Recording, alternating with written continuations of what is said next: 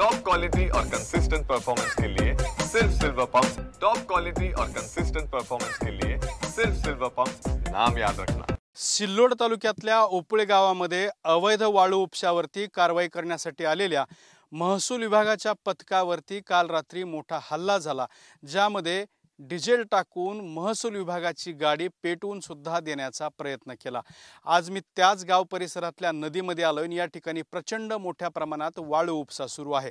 वाळू उपसा अजूनही सुरू झालेला नाही, शासनाचं टेंडर निघालेलं नाही, तरी सुद्धा अवैध पद्धतीनं इथं वाळू उपसा सुरू आहे।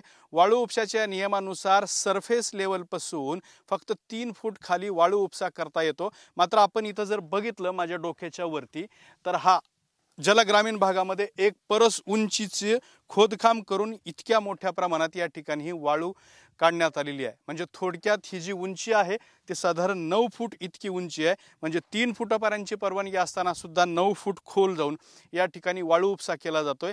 एकाच ठिकाणी नाही तर आपण जर बघितला तर मी सध्या पूर्णा नदीच्या पात्रात आहे आणि हे सगळं नदीचं पात्र उकरून टोकरून टाकल्याची अवस्था आपल्याला या ठिकाणी पाहायला मिळते आहे। ओपळी असेल, केरळ असेल किंवा इतर गाव असतील, या सगळ्या गावांच्या हद्दीतून वाहणारी ही प्रचंड मोठी नदी आहे, जी पूर्णा नदी सिल्लोड तालुक्याची सर्वात महत्त्वाची जीवनवाहिनी मोठी नदी मानली जाते।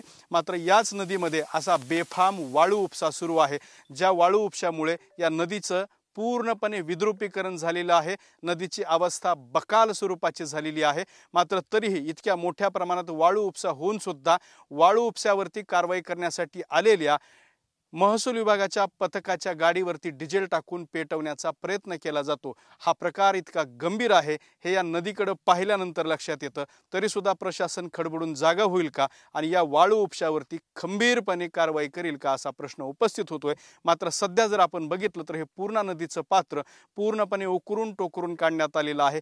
नदीतला वाळू उपशाचा थेट संबंध हा दुष्काळाशी असतो आणि गेली अनेक वर्ष झालं मराठवाडा दुष्काळाशी झुंज देतोय। त्यामुळे सुद्धा हा जो वाळू उपसा आहे तो पुन्हा एकदा मराठवाड्याला दुष्काळाच्या खाईमध्ये लोटणार आहे। त्यामुळे प्रशासन जागा होऊन या ठिकाणी कारवाई करेल का हे पाहणं महत्त्वाचं ठरणार आहे। कॅमेरामन हर्षल निकम सोबत दत्ता कानवटे, TV9 मराठी, छत्रपती संभाजीनगर।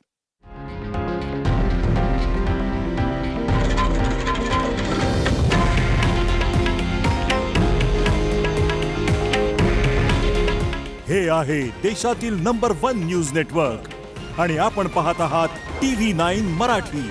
काळजी तुमची, हित महाराष्ट्राचं।